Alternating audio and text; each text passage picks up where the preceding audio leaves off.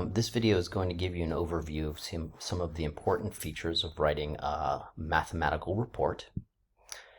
Here is the problem that we're going to be looking at. Miss Ramberg asked students to set a goal, read a book in 2 weeks. Ling read the first 54 pages from a 270-page book in the last 3 days. Diego read the first 100 pages from a 320-page book in the last 4 days. And Elena read the first 160 pages from a 400-page book in the last 5 days. Now, the instructions clearly outline what we're meant to do. And I'm going to point some things out. First of all, this report begins with comments about calculations and processes, and they're in a logical place. They begin the report to let the reader know what will happen. So this starts off by saying for each of the students, the unit rate of pages per day was found by dividing the number of pages by the number of days to read those pages. So you can see this first statement clearly tells what is happening in this first calculation. And then the second statement, then the number of pages in the book was divided by the unit rate of pages per day to find the number of days it would take to finish the book.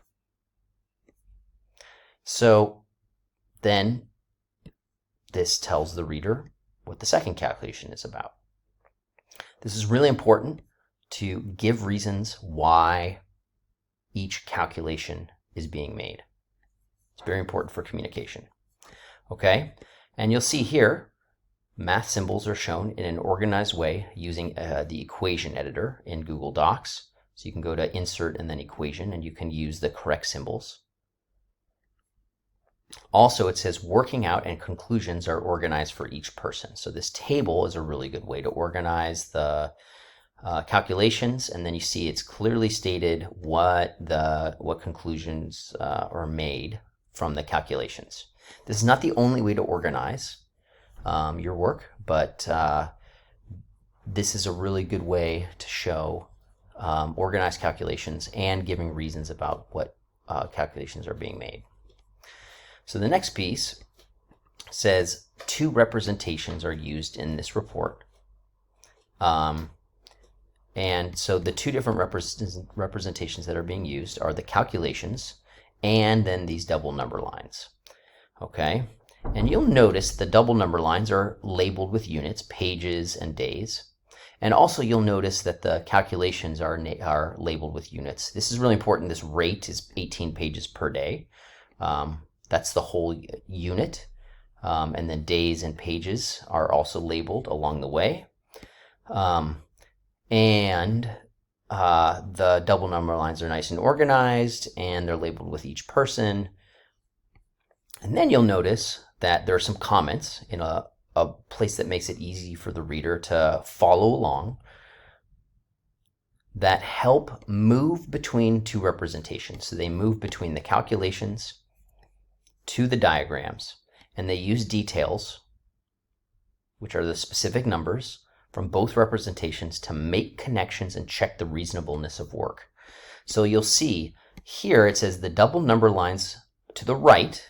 In the double number lines to the right, the reading rates for each of the students are shown. And then it talks about specific numbers from the problem. And it mentions that it matches the calculations above and helps make a conclusion. So making a connection between what's here and what is here is really important in a mathematical report, and using specific details from the problem to make connections. Okay, the next part is a discussion of the real-world features, and you'll notice that this discussion uses details from the real-world context, like getting tired of reading, and details from the problem.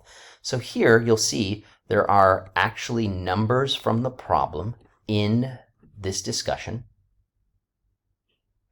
and well, you notice they even said, for example. That's a really good way to introduce some details. And it talks about real world aspects of the problem. So, for example,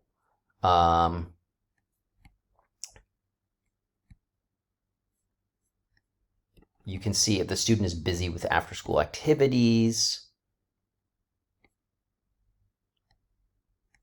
Okay, and then this report moves on, and a conclusion is made about whether or not these students will read the book in 2 weeks. And you can see again, real world, details from the problem. See, these are numbers from the calculations. Okay, and then also details from the real world situation.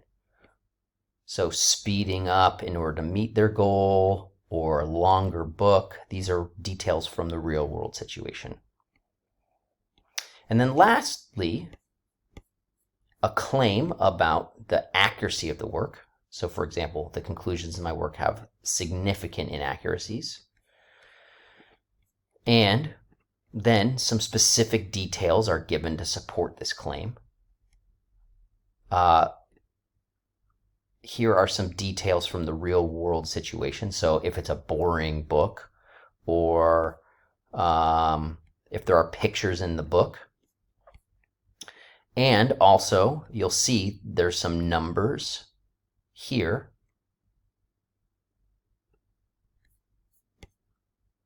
that are details, and they actually connect to an alternative mathematical process. So instead of pages in a book, it might be more accurate to get data on the number of words the book has, okay? So this report is an exemplar, and as you write yours, you should focus on the different aspects that I have just outlined.